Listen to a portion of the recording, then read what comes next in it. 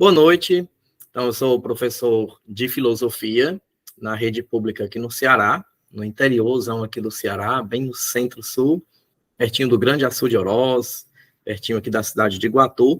Eu estou na cidade de Jucás. E o meu projeto, pelo qual eu fui para a dissertação, é para trabalhar o papel da filosofia no ensino, mas usando a literatura fantástica como uma ferramenta para o professor quebrar isso que é tão duro, tão seco, tão frio da filosofia, muitas vezes, para o adolescente, uma coisa tão distante. Então, trazer a literatura fantástica para o seu mundo. Trazer, então, algo do imaginário, algo que é, então, do fantástico, para que ele possa contemplar a filosofia. E quando eu pensei em traçar algumas linhas para o meu projeto, a primeira pessoa que me veio à mente foi C.S. Lewis. Daqui a pouco eu vou falar um pouquinho mais sobre ele, né? E eu entendi que ele seria, então, cairia como uma luva para trabalhar justamente isso. E isso que eu vou apresentar hoje, na verdade, é o condensado de um artigo que foi publicado na revista Colloquium. Eu fiz, então, esse artigo trabalhando com a filosofia e literatura a partir de uma das principais obras de C.S. Lewis, pelo menos talvez a mais famosa, que é O Leão, a Feiticeira e o Guarda-Roupa. E aí a gente vai explorar as interfaces entre filosofia e literatura a partir de C.S. Lewis. Não é que a minha ideia é que C.S. Lewis é o único pelo qual a gente pode utilizar a literatura fantástica, mas é que ele serve como referência. Para a gente não se perder em tantos, então focaria nele, e a partir dele, então, a gente começaria a ver se a filosofia realmente pode ser abordada desse jeito. Quando a gente começa, então, a ver essa questão entre literatura fantástica, ou mito e filosofia, começa a surgir a nossa primeira questão. Afinal, o mito, ele não é o antecessor da filosofia? Quando nós pensamos na mitologia, a filosofia não aboliu a mitologia? A filosofia não substituiu a mitologia? Pelo menos, infelizmente, isso é muito pregado, muito proclamado, né? De que antes as pessoas não pensavam de um modo racional, e aí criaram um mito, que é uma literatura fantástica, feito de um modo supersticioso, apelando ao sobrenatural, para tentar dar uma explicação e justificar algumas coisas que aconteciam. E a filosofia veio, então, numa tentativa do ser humano de explicar de um modo racional os fenômenos que acontecem. Então, infelizmente, a gente tende a ter essa percepção, que para mim ela não é precisa, de que a filosofia substituiu o mito com a racionalidade, como se no mito não tivesse uma racionalidade, uma intencionalidade, e como se a filosofia não se utilizasse de literatura fantástica. Quando a gente vai ver se a filosofia usa ou não a literatura fantástica, a gente começa por Platão, que, sem dúvida, é um dos maiores críticos ao mito, principalmente aos poetas míticos ali. Platão, ele bate muito duro. Mas quando a gente lê Platão, a gente vê um mito bem interessante, que é o da caverna, a alegoria da caverna, que para mim representa de um modo brilhante o que é a filosofia, qual o papel do filósofo, qual a luta para nós encontrarmos a verdade, sairmos então das sombras e encontrarmos o sol, que representa o supremo bem, que representa o conhecimento verdadeiro, que ilumina a nossa mente. Então, essa luta, essa saga, para conseguir se desprender das correntes, das amarras que foram impostas, para ir em busca da verdade, na verdade é um mito, que Platão cria, uma alegoria, não sei se ele ou se Sócrates, né, ele narra Sócrates contando, e vamos dizer que foi Sócrates realmente quem criou o mito da caverna e Platão apenas registrou. Dessa perspectiva, nós temos então um mito como sendo praticamente a base do pensamento filosófico, do dualismo de Platão ali, como ele coloca a diferença entre os dois mundos. Em seguida, ainda em Platão, nós podemos lembrar lá no Fedro da parelha alada, em que há dois cavalos, em que uns vão levando a alma para cima, outro vai levando para baixo, e tem toda aquela peleja para ver para onde é que a pessoa vai, que também não deixa de ser um mito de cavalos alados, que são, então, governados, que são levados por cocheiros e que vão levar as almas das pessoas para um lugar bom ou para um lugar ruim, de acordo com aquilo que a pessoa tiver alimentado mais ao longo da vida. Mas aí alguém pode dizer, não, mas isso é na antiguidade. Lá na antiguidade ainda tinha muita influência da mitologia, mas quem sabe com o tempo isso mudou. Quando a gente chega na modernidade, o pai da filosofia moderna, o pai do racionalismo, René Descartes, ele trata de um modo diferente a questão de como muitas coisas eram feitas até então, de como era traçada a filosofia, mas ele nos dá uma referência bem interessante, que é o mito do soberano enganador, nas meditações metafísicas dele, que seria aquele ser, um Deus que mal, um soberano mal que vai enganar as pessoas, e ele vai então criar isso para tentar ensinar um ensino, para trazer um pensamento de algo que ele quer defender, mas ele apela ao mito, apela ao imaginário, apela ao sobrenatural para elucidar um pensamento que ele quer então trazer.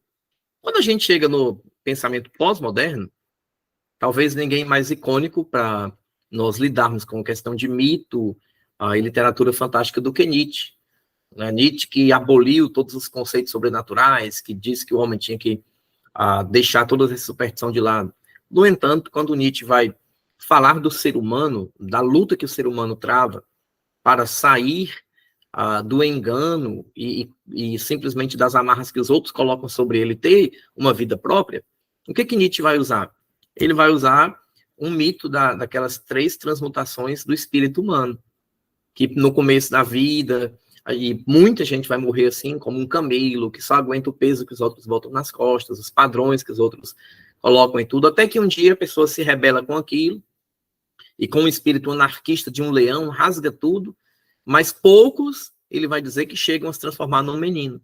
Que o menino, então, é o recomeço, é o pensar tudo de novo, é o criar o próprio mundo, é o criar o seu caminho. Então, ele usa o mito, e estamos falando de Nietzsche, ele usa o mito como uma ferramenta para traçar, então, o seu pensamento. E chegamos, então, a C.S. Lewis, que trata de um modo brilhante para mim, em O Leão, a Feiticeira e o Guarda-Roupa. Ele pega elementos aí que ele cria do imaginário, ele trata, então, com elementos simbólicos, são personagens conceitos. Um personagem representa o bem, outro personagem representa o mal. Um deles, aquele que busca a verdade, o outro que não se preocupa com a verdade, mas com os próprios interesses. Outros que vão, então, nessa saga, nessa luta. E a gente vai ver um pouquinho melhor como é que se trava, então, essa briga pela verdade em As Crônicas de Nárnia, principalmente no Leão, Feiticeiro, Guarda-Roupa, daqui a pouquinho. Mas em Lewis, nós temos, então, uma descrição clara do que é o pensamento filosófico.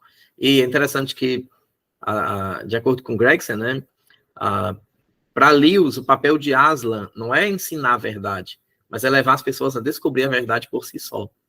Aslan não é alguém que impõe a verdade dele, mas ele é alguém que trabalha com a pessoa para elucidar e fazer com que a pessoa encontre a verdade. Seria um guia para que a pessoa possa viver e desfrutar da verdade. Sendo assim, vamos então ver um pouquinho aí como é que essa obra ela se apresenta, né? Vamos entender um pouco da obra de C.S. Lewis. Basicamente, é a história de 4 crianças, os irmãos Pevenses, que vão então para um lugar lá no sítio, no interior mesmo, lá da Inglaterra, fugindo no período da Segunda Guerra Mundial, e eles então encontram refúgio na casa de um professor aposentado, um homem que passa o dia quase todo no escritório, estudando, lendo, um homem excêntrico, que não tem muita companhia, que não conversa muito com ninguém, que não tem nenhum esporte, ele fica todo o tempo ali, quase como um nerd, só nos seus livros e no seu cachimbo, e nesse momento, em tudo isso, eles começam a brincar de esconde-esconde, começam a vivenciar algumas coisas, e a mais nova da família, a Lúcia, ela vai entrando e se esconde num guarda-roupas. E ela começa a ir bem para o fundo do guarda-roupa, até que ela começa a perceber que saiu num lugar diferente. Ela saiu num outro mundo, chamado Nárnia. E lá ela se encontra com um fauno, chamado Tôminos.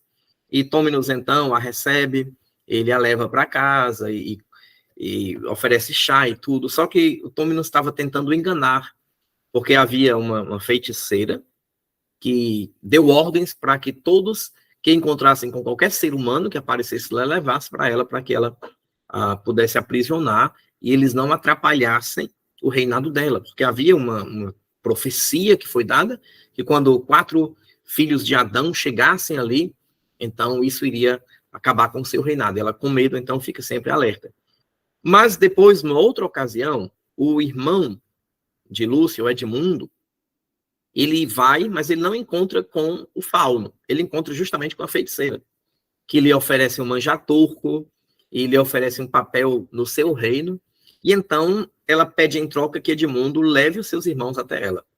Ele não titubia, ele se vende a ela nesse sentido de entender que era o melhor, e ele volta dizendo para os irmãos que nunca teve lá, que é conversa da irmã dele, que ela está mentindo, que ele não foi, que não existe essa questão de Nárnia. E aí começa, então, essa briga. Mas, no final, tudo se trata da história de Aslan, que é o criador desse mundo, desse lugar, Nárnia. E Aslan, então, ele se ausentou e a feiticeira branca tornou tudo num grande inverno, mas quando Aslan voltasse para assumir o seu lugar, então a neve iria derreter, tudo voltaria a ser colorido de novo, e todos iriam viver em paz. A saga, então, é nessa busca, porque o Edmundo, então, ele chega, ele entrega os irmãos, e aí ele agora é um traidor, e no final o Aslan, ele tem que se entregar para morrer no lugar do Edmundo, porque senão o Edmundo teria que morrer, e aí, então, começa toda a trajetória, até que o Aslan, ele aparece novamente e ele consegue trazer algumas estátuas que haviam sido transformadas em pedras, forma um exército e derrota a feiticeira branca. Desculpem aí se eu contei o final para quem iria ler ainda o livro, mas tem alguns detalhes aí bem marcantes ao longo da leitura que são muito prazerosos. Quando a gente vai ver algumas questões dentro dessa obra, a gente percebe que realmente tem questões que precisam ser respondidas e que talvez em C.S. Lewis nós possamos encontrar algumas das respostas, não todas. Primeira questão que a gente poderia pensar é: será que é possível encontrar uma relação com os temas filosóficos em todas as obras literárias? Será que toda a literatura fantástica, todo tipo de literatura pode trazer alguma contribuição para temas filosóficos, para o pensamento filosófico?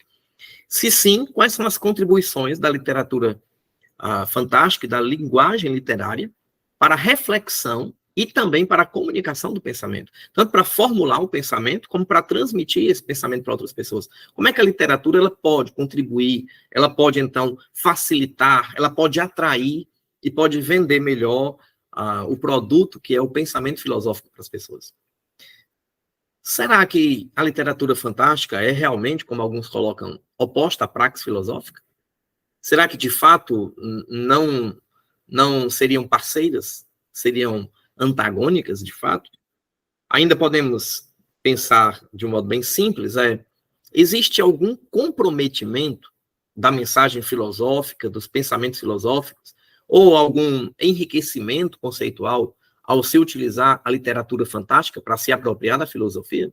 Será que se nós quisermos ensinar para crianças filosofia e produzirmos literatura fantástica com ensinos filosóficos, isso vai trazer alguma contribuição? Talvez fugindo um pouco do mito, fugindo um pouco da literatura fantástica, mas pegando aí o mesmo viés. Quem não ficou encantado com o mundo de Sofia, naquela fantasia que é criada para ensinar a filosofia através de uma garota que vai completar 15 anos, e tem outra também, e a gente fica ali até o final do livro querendo saber, peraí, quem é essa Hilde? Peraí, o que é que ela tem a ver com essa Sofia? São a mesma pessoa? São pessoas diferentes? E o autor do livro, Jocelyn Garner, consegue prender a gente até o final daquele livro, né? Com todo o enredo, e enquanto ele vai nos prendendo na trama, no romance, ele vai jogando filosofia para a gente ir absorvendo. Até que o final, a própria história é um pensamento filosófico, né? É uma obra de literatura.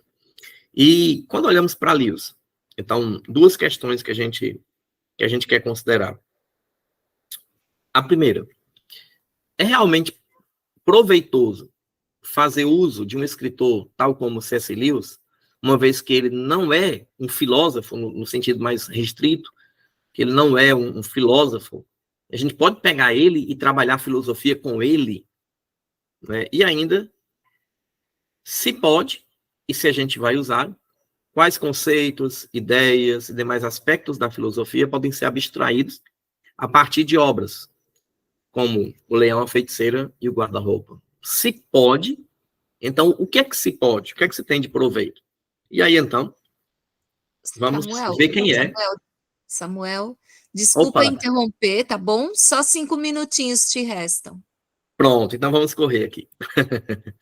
Quem é o autor? C.S. Lewis, não é um britânico, podemos dizer que é praticamente do século XX, viveu só 3 aninhos aí 3 anos não, 2 anos e 2 meses, né, no século XIX, o restante da vida toda já no século XX, e ele era um professor universitário, e um catedrático, né, tanto em Oxford, como também em Cambridge, um dos mais renomados daquelas duas universidades, um palestrante de tanto renome que pessoas iam de outros países, da América e de outros continentes, para vê-lo, para ouvi-lo e aprender. Isso durante a Segunda Guerra, ele era quem era levado quase como se fosse capelão para os militares, para encorajá-los, para refletir e tudo isso. Um grande escritor, com obras de diversos gêneros literários diferentes.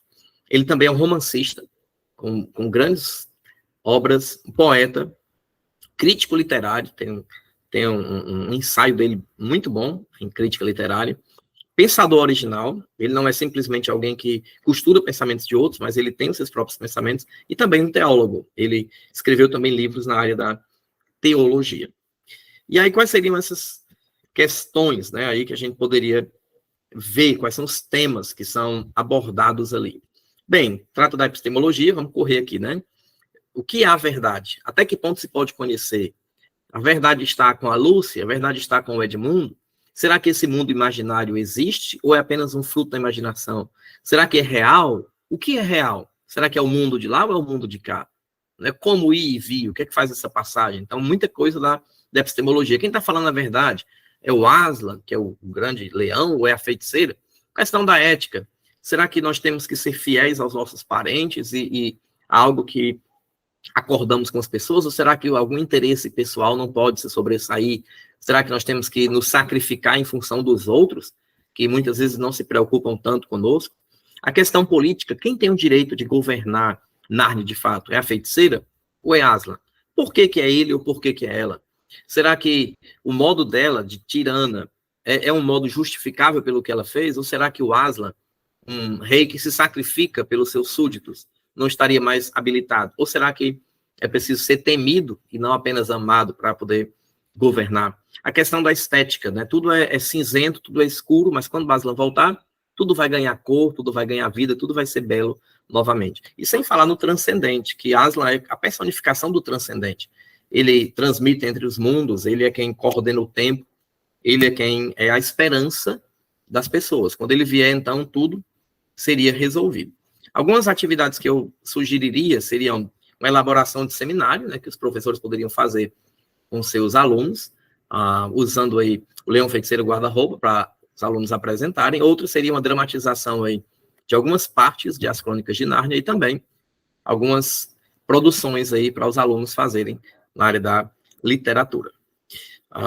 Eu queria, se der tempo aí, só recomendar alguns livros, uma trilogia excelente do C.S. Lewis, que é uma trilogia cósmica, além do Planeta Silencioso, Perelandra e aquela Fortaleza Medônia, O Pequeno Príncipe, que é um clássico que todos conhecem. Um livro novo do professor Dr. José Marx, Diários de Sônia, do Dr. Satírico, muito bom. Todos esses aí dispensam comentários. Para assistir alguns filmes aí, os 3 filmes que foram produzidos de As Crônicas de Nárnia, O Leão, Feiticeiro, Guarda-Roupa, O Príncipe Caspian e A Viagem do Peregrino da Alvorada, e 3 filmes também de Tolkien, que era muito amigo do Lewis. O Senhor dos Anéis, tanto a Sociedade dos Anéis, ou Sociedade do Anel, As Torres Gêmeas e O Retorno do Rei. Okay? Então, basicamente, fui corrido aí para poder concluir dentro do tempo. Essas aqui são as referências, algumas das, não caberia todas aqui, mas as principais referências usadas para a gente produzir aí esse material. Excelente, Samuel, obrigada. Os colegas aí no chat colocaram, né, que é muito legal a questão da filosofia e da literatura, que sempre nos leva a excelentes reflexões, né? E essa questão de que a leitura e a ficção, segundo a Marta, né, são fundamentais para introduzir conceitos filosóficos.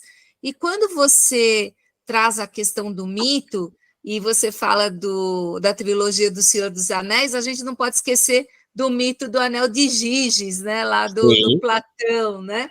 E assim, como é que a gente é levado, né, por esse pensamento hegemônico que diz que o sistema filosófico é o sistema eurocêntrico, né? É criado na Europa e esse é o grande sistema. E aí, quando a gente contrapõe mito e filosofia, a gente está, na verdade, silenciando e invisibilizando quem produz mito, né? E com isso, todos os povos do continente africano, todo o pensamento dos povos originários nas Américas. Então, há uma importância, no meu ponto de vista, de se discutir essa questão de mito e filosofia, porque é um modo hegemônico de silenciar outras culturas, né? Então, isso aí é mito, né? Desvaloriza-se essa produção epistemológica, essa produção que dá conta de se pensar o mundo. Então, eu fico muito satisfeita de ver isso sendo discutido, porque eu faço a minha pesquisa hoje na esfera da epistemologia decolonial, e com isso as questões de racismo, opressão de gênero, etc., né? E a gente vem discutindo o pensamento dos povos originários na América, que basicamente é tratado como mitologia e não como filosofia, né? Porque a gente não pode pensar a filosofia fora de um sistema quando estamos aqui acostumados a uma hegemonia de um pensamento filosófico como é o pensamento europeu. Então, eu gosto muito de ver essa questão do mito. Eu tenho muita amizade com o professor Antônio Joaquim Severino, né? E outro dia nós estávamos conversando sobre isso, né? Porque isso aí é mitologia, isso aqui é filosofia. Eu falei, mas professor, Platão usou e abusou de mitos, né? Mas o mito dele vale, e o mito das comunidades indígenas não, né? Enfim, tem essas questões para a gente pensar ao invés de um antagonismo, né? O encontro de mitologia e filosofia. Então, eu fico muito feliz por ver trabalhos indo nessa direção. E gostaria, né, Samuel, de pensar um pouco com você essa relação, né, da literatura com a filosofia já vem de algum tempo, né? Então, a gente tem aqui no Brasil, por exemplo, trabalhos a partir de Machado de Assis, né? E a questão da filosofia, desses conceitos filosóficos, né? E aí você coloca alguns conceitos que você pensa possíveis de serem trabalhados a partir aí das crônicas de Nárnia e tal. Então, seria interessante se você pudesse contar um pouco para a gente como é que a gente pode, né, trazer a literatura fantástica para esses conceitos filosóficos sem que o nosso aluno perca de vista o próprio pensar filosófico ou a experiência filosófica, né? Então, se você puder contar aí em 2 ou 3 minutinhos, acho que será uma interessante contribuição. Eu acho que a gente tem que ter cuidado para não perder nenhuma das duas coisas. Nem perder o encanto pela literatura fantástica, não trazê-la simplesmente como um pretexto para estudar filosofia, e não ter o deleite nela. E eu me empolgo quando eu falo da literatura fantástica, porque eu gosto, uma coisa que desde de criança, eu lembro o primeiro livro que eu li de uma sentada só, foi As Aventuras do Avião Vermelho, né, no Helico Veríssimo. Eu li aquele livro, eu fiquei encantado, né, como é que eu viajava o mundo todo e tudo. E apesar de que a literatura fantástica é um recurso filosófico muito grande, a gente tem que ter cuidado para não desmerecê-la, colocar simplesmente como uma ferramenta a serviço da filosofia. Mas também a gente não pode perder a oportunidade de extrair da literatura todos os recursos que ela oferece para a filosofia. E aí, se a gente for olhar para livros, se for olhar para cinema, se for olhar para tudo, sempre o pensamento do autor, ele está sendo vendido, ele está sendo propagado através de circunstâncias, através de momentos, através de ideias, através de frases de efeito. Então, ele está trazendo ali, seja na imagem visual do cinema, seja na imagem imaginária de quem está lendo, existem vários conceitos filosóficos que, em qualquer livro, nós vamos abstrair, nós vamos adquirir. Isso é incomparável. Mas na literatura fantástica, isso tem um sabor especial. Porque quando, por exemplo, se tem a literatura falando lá da saga de Édipo, por exemplo, é um mito de Édipo, mas você tem uma filosofia por trás, você tem um pensamento determinista por trás, que não deixa de ser uma corrente filosófica. A gente vê, por exemplo, o positivismo, que praticamente torna a ciência uma religião, nesse sentido de colocar ela como sendo dogmática, né, na verdade. E ela acaba levando as pessoas a um determinismo, porque tudo é determinado por fatores biológicos, não é, tudo é determinado pelo meio e pelo momento histórico. Então, esses três fatores, eles determinam. Você praticamente é o fruto de herança genética de tudo. Quando você vai lá para Édipo, é basicamente a mesma coisa. Só que lá está em outra vertente o determinismo. O determinismo lá está atrelado ao destino imposto pelos deuses. E aí a gente vê que acaba não fugindo muito da mesma linha. E cada mito que a gente encontra, por trás, tem sim uma corrente, tem um pensamento, tem uma ideia. O que a gente vê hoje de filosofia não é novo. Sempre esteve, só que esteve com outra roupagem diferente.